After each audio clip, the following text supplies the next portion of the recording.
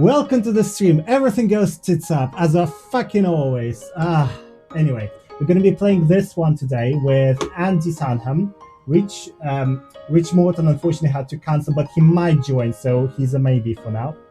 And we're going to be playing it with Tom Scutt, Peter Connelly, and Jamie Morton, who is the new one for us. Okay, guys, so tell us what you're actually doing like now. I know we had a stream session with you three, but Jamie is quite new to us, but let's just recap again who is doing what these days. So I'm subject leader of game design at York St John University. So I've been doing that been teaching for about 10, 11 years now. So yeah, that's me. I actually program tram simulators for training tram drivers. But I also just had a recent Kickstarter doing a role-playing book, which was really successful. So I've been doing some writing as well, so that's nice. I am currently working at Ubisoft Dusseldorf, working on Assassin's Creed. Yeah, right now I'm running a Comedy Music Limited, which is basically just me freelancing. I've been for the last 12 years now, working for various different companies like Ubisoft. So this is India, which was designed by Jamie. Is that correct? Indeed, it was, yes. All of the India levels, yes. Was the India designed first, or was it developed on the levels non-linear? Yeah, we all worked on our own separate level. How long did it take you guys to make one level? Sorry, interrupted you there. It's a bit hard to determine, I guess, because in some cases you're working on multiple levels at the same time, so you don't necessarily complete a level fully and then move on to the next. You're kind of working on parts of multiple levels, but I guess it's a couple of months per level. Yeah, we roughly. I got a question from Dean Cuthbert. Were you told to make the levels harder, or were you free to build whatever you want? We were pretty free to build whatever we wanted, I guess. Like the levels were in our hands for the most part. That's how I kind of liked the way core design worked, was you were kind of left open to kind of doing what you wanted within reason, obviously, of course. Yeah. Rather than how it's done these days, where it's all on storyboards and on, you got to follow this kind of protocol, that protocol, and you kind of lose the kind of creativity doing that. So. Can I just say, I spent ages programming the monkeys so that they'd show you where the health packs were, and no one ever noticed, and everyone just shot them instead. I did that. This is something I actually wanted to ask last stream that we had. In those 90s days when you were developing these, you were developing these on the CRT monitors, those terrible things. How are you not blind? I am.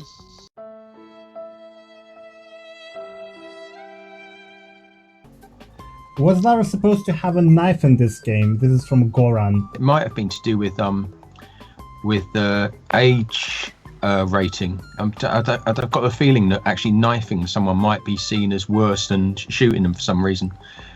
For the classification. You can unload a whole clip of from a Uzi, but yeah, knifing them is... Into a Bengal tiger. Yeah. or a small monkey. How was textures made in Tomb Raider 3? Were we still using D-Paint or a very early Photoshop? Maybe. No, it's Photoshop. Yeah, it was Photoshop.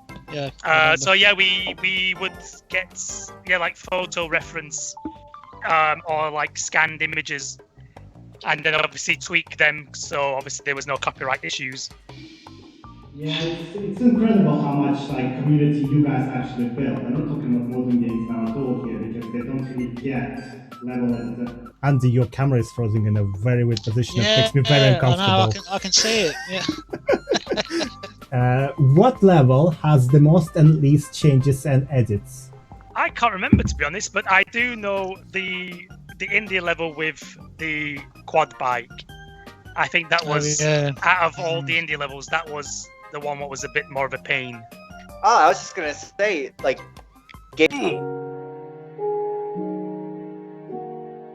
Did you just die, AJ? Did you honestly just die? Baby. there is a question for you, Peter. Now, did you ever consider incorporating metal into soundtracks? Possibly, I don't think the thought was there, but I don't think it was intense enough to be able to do something about it. Because the kind of theme for Tomb Raider kind of already had been created, and I think kind of like diverting from that too much would have kind of took away the kind of the nostalgia and the authenticity. So it was there. The thought was there, especially when it comes to Angel of Darkness, which we're not going to talk about. But yeah, maybe in the future something might happen. So we'll see. Another question for you, Peter. How much of sound effects work did you do for Tomb Raider 3? It was very minimal. I mean, to be honest, I started in September and the game was shipped by November, wasn't it? Yeah. I guess mid-November or something. Yeah. Yeah, that's when it normally goes off for the holiday season. Yeah, for referral. But it's it was pretty much just kind of a lot of some of the dialogue and the trailer levels. I was kind of recording, cutting up this, that, and the other. I didn't do much more than that. I did write a piece of music. When I was testing the game, I was playing the game, and when I got to the end boss level, there was no music, and I thought I'd write a piece of music for that and see where it goes. But I think I might mention this in the last stream, but it was kind of like too late in the day to get like the music track stuck on the CD, so I kept that for my phone.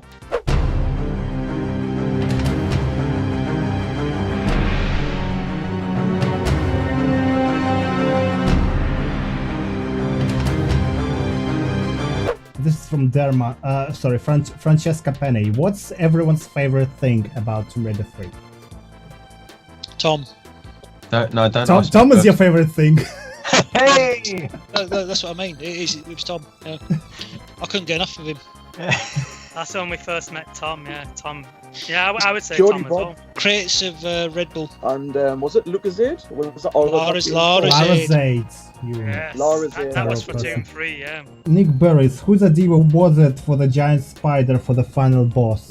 So the final boss was, because I can't remember if that was Rich's idea or Phil's idea, but it was a nightmare, because that was because I saw in the chat someone said about what was the funniest or any funny bugs, and basically I don't know whose idea it was to design the final boss that was exactly the same size as the fucking platform that he was standing on. So basically, for the first sort of two or 3 weeks of the final boss fight, the final boss would regularly fall off of that platform and fall into the middle with the meteor. Or basically, it was an absolute nightmare. That final boss, I hated it because its legs were the same width as the thing it was standing on. It's ridiculous. Did you ever try any custom levels made by fans or watch streamers who played them? I haven't, but I think I've got a link you sent last time, and I do want to play. From Ryan, who is actually watching this. I did send the stuff. Yeah, I would love to watch those, and I will watch them. I promise.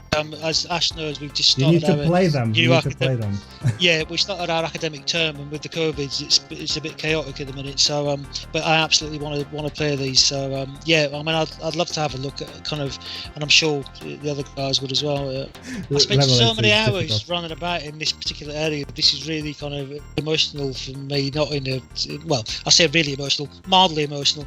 It's just kind of I remember spending many hours building this particular section, and I remember just sitting in. I think we were all just sitting in a room for many hours. Just I was just testing and kind of. Yeah, weeping. But no, this is because I haven't been able to play this because obviously my hands are sort of lumpen and ancient. But it's nice to see a youthful human. AJ could be 90. I don't know. When I was playing this as a young person, I was very confused by all these handshapes because I never heard of masonry before. What's going on with that one there? It looks like a lobster hand, that one.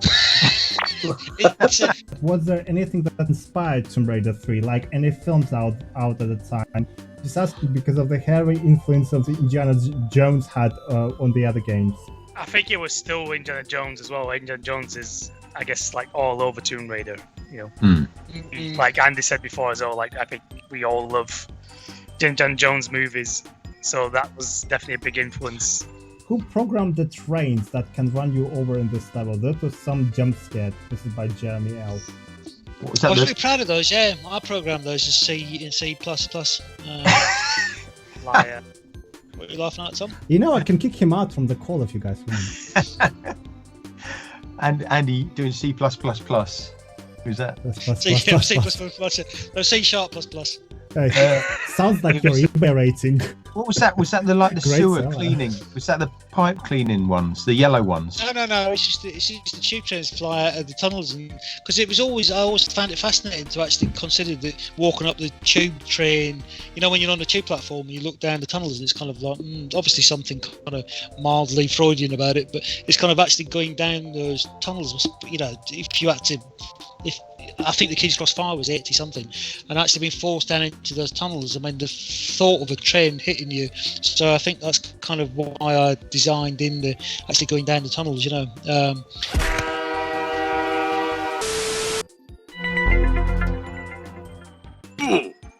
I was about to say, watch out, there is electricity. Yeah. There you go, shame on you.